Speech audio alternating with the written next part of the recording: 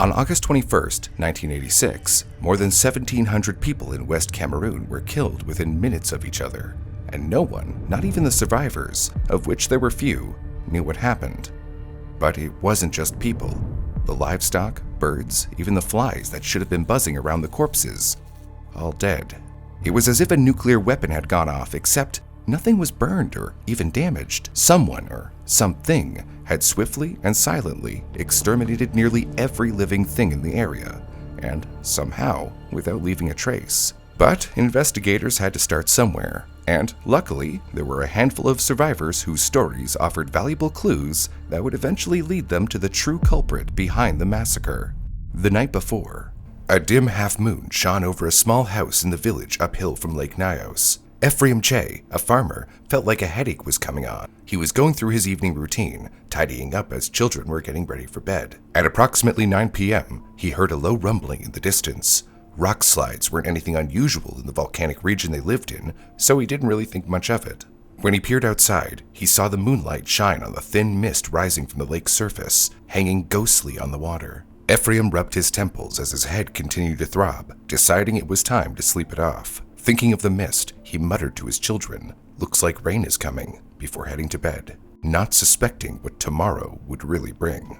Downhill, at the lower portion of the Nyos village closer to the lake, a hard-working young cowherd named Halima Sul heard the same strange rumbling. Along with many other relatives living in their small family compound full of huts, she stepped outside to find out where the noise was coming from. As she stood in front of her door, she noticed that the rumbling was accompanied by a loud howling. She described the sound as if many different noises were shouting all at once. Before she could gather her thoughts, a violent gust of wind tore through the village, shaking thatched roofs in their frames and slamming doors with a brute force. Halima felt the ground tilt beneath her, the air suddenly feeling heavy. Then everything went black as she collapsed where she stood. Sule Amare, another cattle herder, assumed rain was coming due to the weather, but was surprised when he emerged out of his hut and saw the moon clearly. The young man said, "I wondered how rain could come without clouds. I started exclaiming, Allah Akbar." Before he could finish the thought of how God was great, he too fainted, collapsing on the spot. No one would wake until the sun rose on the worst morning of their lives. Ephraim Che, the farmer, woke up to what should have been a relatively normal day. He opened his door and walked down the hillside towards the village. The lake that usually gleamed a crystal blue in the morning light had turned a dull red color, almost like rust. When he reached the outlet of the lake where a waterfall normally spilled down the rocks, he found it completely dry. The absence of the calm, bubbling, flowing water was unnerving. It was then that he noticed the complete silence around him. The usual morning chorus of songbirds, the low ambient buzzing of insects, all of it was gone. Ephraim suddenly became so frightened that his knees began to shake. He broke into a run, farther along the lake. He was approaching the lower portion of the village when, suddenly, a noise pierced through the silence. It was Halima, the cowherd, screaming in a frenzy of horror. She saw the farmer and called out, "Ephraim, come here. Why are these people lying here? Why won't they move again?" She looked delirious, shrieking as her voice cracked. Blisters covered her body and her clothes were torn apart. Ephraim could see the bodies lying on the ground. Death didn't discriminate. Corpses of people, along with numerous animal carcasses. What was going on? For all they knew, it might have been the curse that had been spoken of for generations. The lake that they had built their home around was known as Bad Water among the locals. One of the ethnic groups in the area, the Pamom, refused to settle near the lake. Their elders talked of lakes as if they were alive. Stories that they passed down through generations warned that it could rise without warning, swallowing entire villages and ending family lineages in a single night. They told of wailing voices that drifted across the water, and of ancestors who had once drowned when the lake breathed too hard. So the Pamom had a simple rule: build your home high above the hills. Otherwise, you didn't build at all.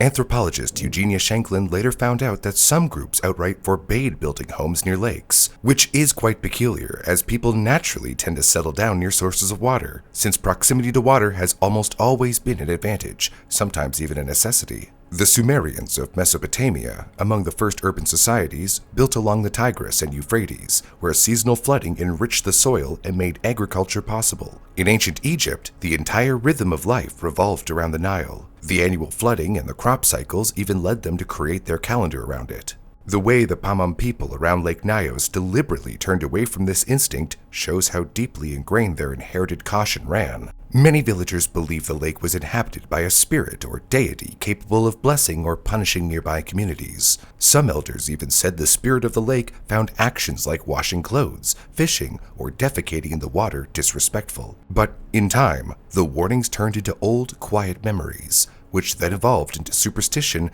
and finally became myth. Shanklin described these as geomythology, saying details shift over time, but these stories probably preserve real events. However, around Nyos, as the settlements above the lake grew more crowded, people ventured down to the slopes to build next to the river. This is where Halima Sule's kin had called home, and where every single one of them had suddenly and inexplicably died. Halima had lost all 4 of her children, and her entire extended family of 31 others, along with the family's entire herd of 400 cattle. She was in shock, trying to shake her father's lifeless body awake. Ephraim Che tried to divert his eyes, but then suddenly, the most terrible thought came to his mind. He broke into a sprint downhill towards his own extended family's homes, where he discovered that his worst nightmare was a reality. His mother, father, siblings, uncles, and aunts were all lying on the ground motionless. I was crying, he recalled later. He felt as if it was the end of the world. The previous day had been market day in Nyos village. Traders and herdsmen had come down from the surrounding mountains, leading cattle and goats along narrow paths that wound through the volcanic hills. For a community this remote, market day was a chance for reunion, with relatives and friends dining together and visitors staying overnight. The morning was supposed to be cheerful, with the laughter of people reunited with friends they hadn't seen in weeks.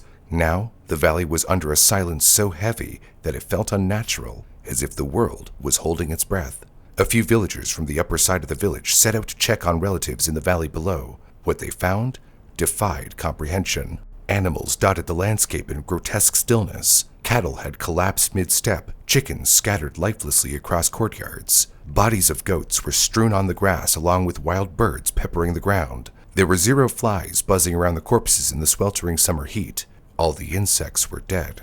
There was no smell of smoke anywhere, no ash on the ground, no scorched thatch or blackened wood, nothing to suggest a fire had ever passed through. And yet, the survivors had injuries that looked exactly like burns, blistered, peeling red skin, as if they'd been too close to open flame. But a survivor named Margaret Wandia recalled that there hadn't been any heat or light before she lost consciousness, just an overwhelming heaviness on her chest. She remembered breathing fast and hard, her lungs refusing to fill, her limbs weak and numb. When she woke up, 3 of her 4 daughters lay dead in bed beside her. Her own body was marked with deep burns down both legs and across one arm, injuries so severe that her hand later had to be amputated. The landslide that some of them thought they heard the previous night hadn't gone through the village. Houses stood untouched, their thatched roofs intact, doors hanging slightly open as if someone had just stepped out. Some huts still had fire burning in their hearths, with uneaten food left on the table. Most of the victims were discovered exactly where they would have been around 9 that evening, suggesting that they died instantly, without any warning or time to flee or even stand. Entire families lay where they had slept. Some were found beside their cooking fires, others mid-step in doorways slumped against the doorframe. But there were never any signs of struggle, so it wasn't like the villagers had been attacked. To say that the handful of survivors were shocked and confused would be an understatement. On top of the emotional burden of such unimaginable loss, they were left with a lot of work that had to be done. They would have to figure out how to bury all the dead, all while wondering if they were still in danger from whatever had killed their families, friends, and neighbors. They were going to have to do the burials quickly so they could leave as soon as possible. Lower Nyos, where Halima Sule was from, was hit the worst with only 2 survivors, herself and her husband. Halima's spouse, Abdul Amadou, had been away that night in a town nearby named Woom for business, so he had been spared, although she wasn't aware of this until he was able to make it back to town and help with the burials. The upper part of Nyos, perched on the cliffside, had been relatively safe. Ephraim Che, who was feeling depleted from the worst day in his life, was relieved that at least his wife and children were alive. According to news reports, the surrounding villages Sibum, Cha, and Fang were also hit. But it was common to find households where 1 or 2 family members survived while the rest had passed away. The deaths were seemingly random. Many adults' bodies were found dead outside their homes, but the children who were in bed were spared. This seemingly selective nature of the deaths added more to the mystery. But thanks to Associate Professor in Anthropology, Eugenia Shanklin, we have field reports that document the immediate aftermath of the tragedy in detail and eventually reveal the true culprit behind this massacre. A father in Sebum recalled that he got up from bed when he heard his 9-year-old daughter choking. He fell unconscious before he was able to reach the room she was in.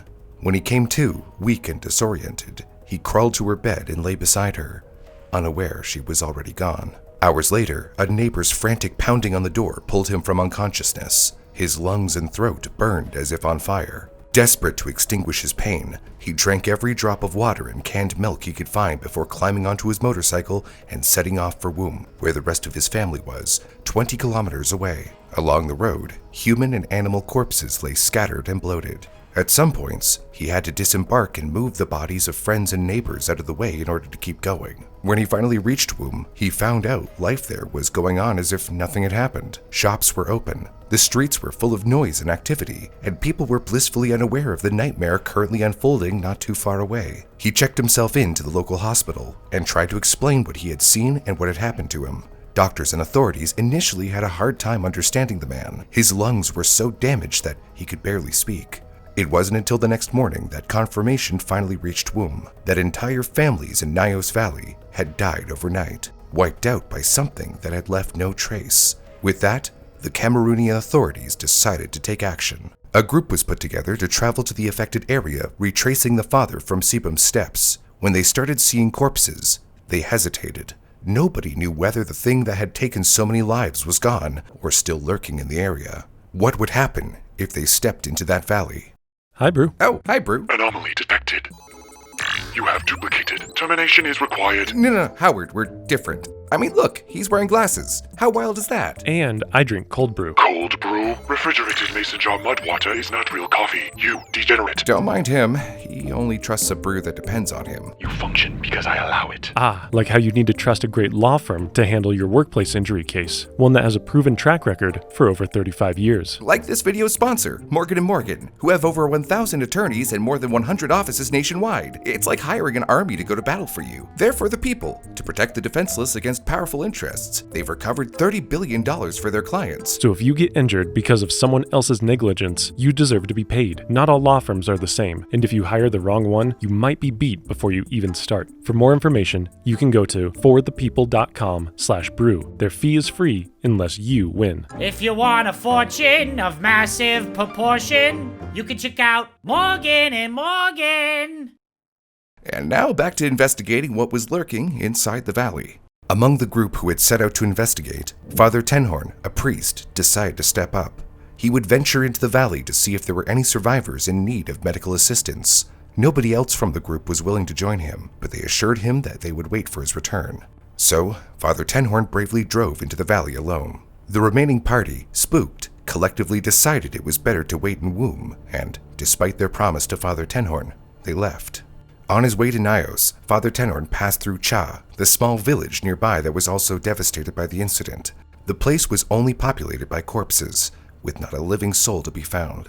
He drove on to Nyos and couldn't find anyone alive in that village either. He ended up moving on to the next village, Sebum, where the survivor who was still being treated in Wombe's hospital had come from. Finally, in Sebum is where he first encountered people walking around. Some of them had been there when the incident occurred, but they didn't have any insight into what really happened, and just like the man in the hospital, had difficulty speaking. The others were relatives who had arrived from neighboring villages, and they really didn't want to stick around. But they had run into an issue and were relieved to see the priest, who they hoped could give some advice. When any corpse was found in unusual circumstances, the standard procedure was to notify the gendarmes, who were the law enforcement in the area, so that they could start an investigation. With the amount of dead bodies that needed attention, though, they weren't sure what to do. Father Tenhorn made an executive decision and asked them to begin burying the dead.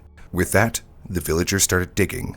To save time, they broke some of their customs and committed a taboo. Instead of digging a grave for each dead person, they counted the dead for each household and sized the hole accordingly to bury families en masse in their own yards. In the meantime, Father Tenhorn was able to examine the bodies of victims. The dead lay where they had fallen, and from their grimacing expressions, It seemed as though their deaths had been excruciatingly painful. He then started gathering the few survivors that needed medical attention, loaded them into his truck, and brought them to the hospital in Sebum. He described the findings of his investigation, saying that the devastation was as if a neutron bomb had struck, killing every living thing, but leaving every inanimate object untouched. His words spread like wildfire, so in an attempt to slow down the panic, authorities announced that only a total of 40 or 50 people had died. However, villagers in the surrounding towns already knew the true scale of the disaster, so nobody believed the numbers. Soon, relief efforts began. Father Tenor now had reinforcements. The authorities put together a convoy of repurposed beer delivery trucks to transport military personnel, police, and gendarmes to the affected villages. The makeshift aid crew went door to door to search for and bury the remaining dead, as they looked for any clues as to what had caused the disaster. It was gruesome work, with each house in Nyos and Cha soon having its own mass grave containing up to 25 corpses each. With the tropical heat accelerating decay, there was no time for ceremony. Later, the government would deny these mass burials due to the taboo, but in the August heat with so many to bury, it was a necessity in order to keep disease at bay.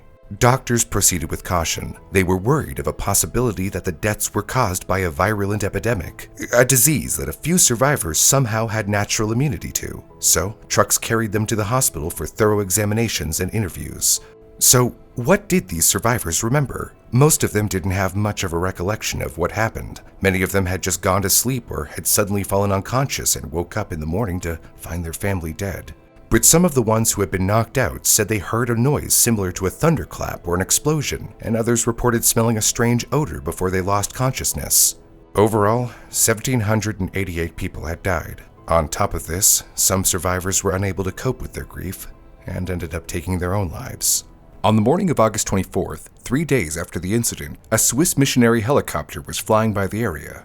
The two heli-mission pilots noticed something odd as they passed above Lake Nyos. While the lake surface looked still, the color was all wrong. Its clear blue had turned into a reddish brown, and its surface was littered with floating vegetation. There was damage to the surrounding trees on the southern shore of the lake, showing that the water had risen by about 25 meters or 82 feet.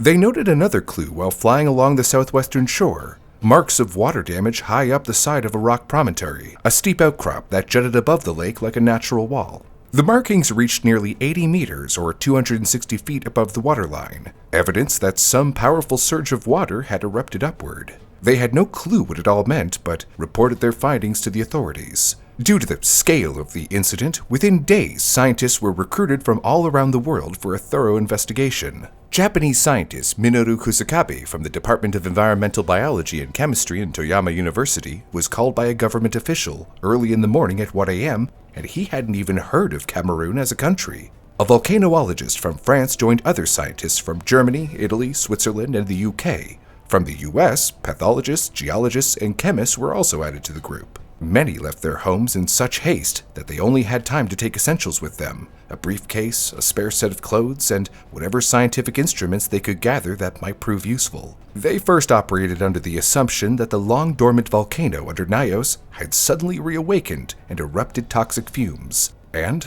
they were worried it could happen again.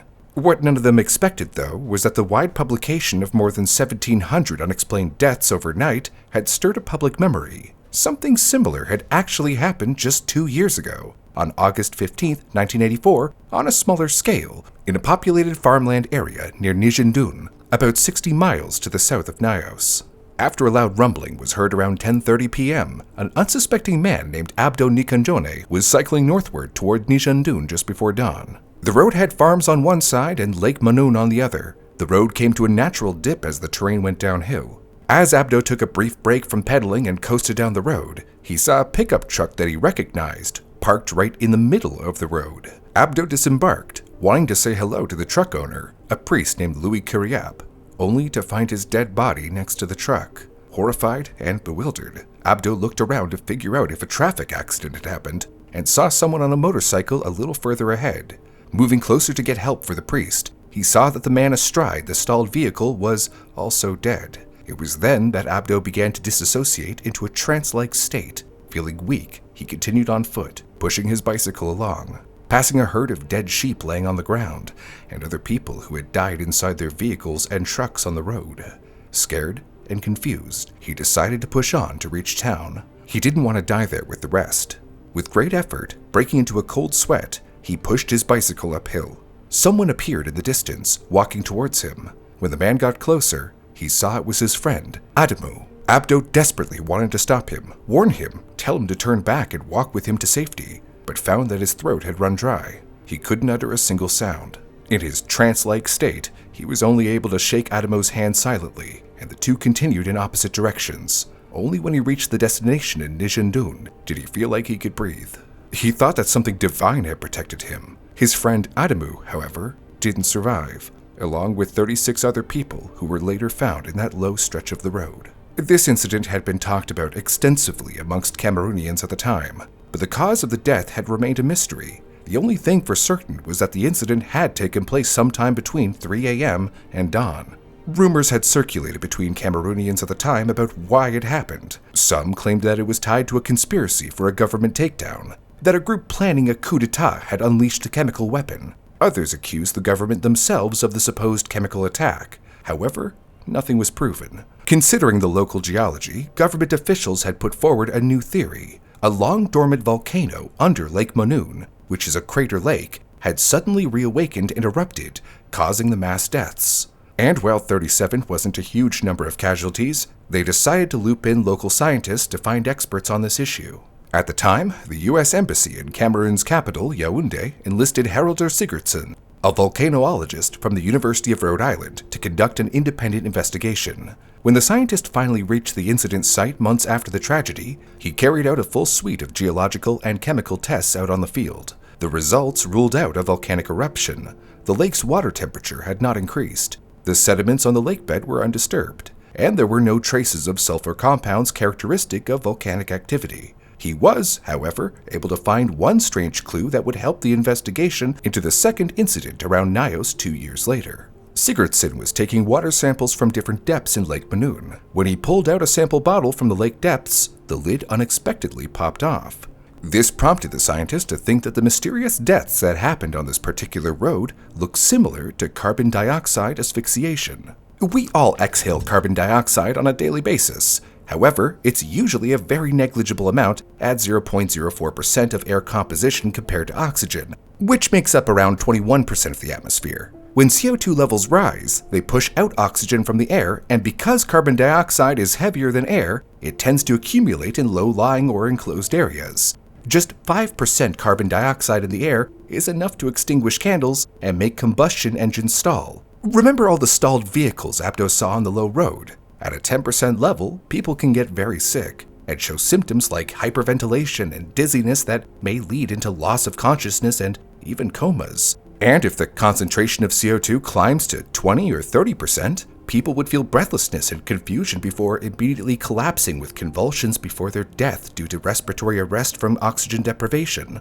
What makes carbon dioxide particularly deadly is that it doesn't have a color or odor that other gases give as a warning sign. Sigurdsson knew there was precedence. There have been cases in central Italy's volcanic parts where CO2 concentration had killed animals and humans alike. A similar phenomenon was seen in the appropriately named Death Gulch in Yellowstone National Park, where 8 grizzly bears were recorded to have died due to carbon dioxide and hydrogen sulfide accumulating in the ravine. With this breakthrough, Haraldur Sigurdsson concluded that volcanic activity such as magma degassing could have caused carbon dioxide to accumulate at the bottom of Lake Monoun. As carbon dioxide escapes from the molten rock, the gas only has one way to go, up. But when it hits the cold lower levels of water inside the lake, it dissolves in the water. Over time, though, that amount of CO2 would gradually increase, creating a ticking time bomb in the still water, waiting to be released by a minor disturbance like an earthquake or a landslide. If you're confused at all up to this point, the non-scientific explanation is the bottom of the lake had a buildup of carbon dioxide that burped out after something hit it. Sigurdsson was excited to report his findings and wrote a submission to the peer-reviewed American journal Science. However, they refused to publish his research paper and told him that his theory was too far-fetched. This rejected paper faded into obscurity, with Sigurdsson's theory remaining largely unknown, until the incident 2 years later, resulting in thousands of more deaths in Nyos. Armed with this new information, scientists were able to take this theory of a massive degassing event in Lake Monoun and see if the same might explain what happened at Lake Nyos. The investigative research team started their work on all angles, collecting samples of water, measuring gas concentrations, and mapping the geology of the area. They found that the lake had volcanic fault lines running beneath it, and that the different layers of water didn't mix together. It was stratified, and the stagnant water did in fact have the potential to accumulate carbon dioxide in the colder lower layers. With no proof of a chemical bomb or any traces of a disease that could be considered an epidemic, they were able to rule out those theories from locals. Besides, nobody who had entered the valley after the incident had gotten sick. Measurements for gas concentrations didn't reveal any toxic fumes for volcanic activity, so researchers were more convinced that Sigurdsson's theory was possible. With accounts saying that they had heard something that sounded like a landslide or a thunderclap, it seemed likely. On top of that, the survivors were showing symptoms that mirrored carbon dioxide asphyxiation. In the meantime, the seemingly random nature of deaths were also looked into. Professor Franco Berberi, an expert on volcanoes from the University of Pisa, explained that there were two possible explanations. The children who were already asleep had less of a chance to wake up and panic at the sound of the landslide or from a strange odor, so their breathing would have remained low and regular, lessening exposure. Secondly, with many of the adult bodies found outside their homes, better sealed houses with the door closed would have allowed less gas to seep in. With this theory gaining legitimacy, interviews were conducted with survivors and medical personnel in the area to see if there were any other patterns that could be identified. Two distinct patterns emerged. A group of survivors didn't smell or taste anything unusual before losing consciousness. The second group claimed to have experienced an odor they described as rotten eggs or gunpowder, which could have been a concentration of hydrogen sulfide that escaped along with the carbon dioxide. When the location of these survivors at the time of the incident were mapped out, researchers found that the ones who hadn't smelt anything were closest to the lake, while the second group reporting the odor had been up to 10 kilometers or 6 miles away from the lake. Considering most deaths were observed closest to the lake in the lower areas, it was decided that the source of CO2 had indeed been the lake. The evidence of the water splash high up on the cliffside seen by the Swiss helicopter also confirmed that the explosion of CO2 had come from inside the lake, and not from a crack or another crater. It was a few days after the accident, and the lake was still a dark color, but now it was streaked black and red, with a white powdery substance on the surface of the water. Scientists took additional water samples and found that the pH level of the water was within the normal range, but the temperature was around 8 degrees Celsius or 46 degrees Fahrenheit hotter than it should have been. Accounts from the Hell mission pilots and locals had said the water level was around 110 centimeters or around 3.6 feet lower than normal following the incident, which showed them that the loss of CO2 that was released from the lake could be estimated to be 1.2 kilometer cubes, which would be more than enough CO2 to fill the affected area and account for all fatalities. While an earthquake or seismic activity hadn't been recorded on the day of the incident, a fresh landslide was spotted on the western cliffs of the lake. This was potentially what had disturbed the trapped CO2. All these findings made it clear to scientists that they were on the right track, but the source of the CO2 stirred up a scientific debate on two possible causes. One of the theories was that the explosion and subsequent rapid degassing could have been due to volcanic activity. In this case, the amount of CO2 that had already accumulated inside the lake could have been increased suddenly due to a volcanic event, which didn't even have to be major. The other theory proposed a limnic event, where scientists argued that the pressure inside the lake with the accumulated CO2 was already very high, and a small landslide or a heavy thunderstorm could have caused it to pop, like a soda can. Most scientists agreed that the limnic event was much more plausible. Scientists started to brainstorm how deaths could be prevented in the future since the lake would inevitably have more carbon dioxide accumulate. With some international funding secured, in the early 1990s, geochemists and engineers began developing a method to degas the lake that would slowly release the trapped CO2 before it could reach dangerous levels again. With this method, even if another landslide or even volcanic activity occurred, the lake wouldn't have a chance to release critical amounts of gas. The concept is simple but relies on clever physics. At the bottom of Lake Nyos, around 200 meters or 656 miles deep, cold, dense water is saturated with CO2 that seeps up through volcanic vents below. The deeper the water, the greater the pressure, which keeps the gas dissolved. With this fact in mind, engineers inserted long vertical PVC pipes reaching from the lake's surface to its depths. Once the CO2-filled water is initially pumped up the pipe and starts to rise, pressure decreases with height, which also dissolves the gas in the water. The dissolved CO2 expands into bubbles, which pushes the water up faster, This chain reaction ends up creating a self-sustaining fountain that continually vents gas up the pipes without external power. The carbon dioxide is safely released into the open air at a controlled rate, preventing it from building up again to explosive levels again. The first degassing pipe was installed in 2001. 2 more pipes were added in 2011. By 2019, researchers who had been monitoring the site determined that the degassing had reached a steady state, and even a single pipe would be able to maintain the desired CO2 venting rate.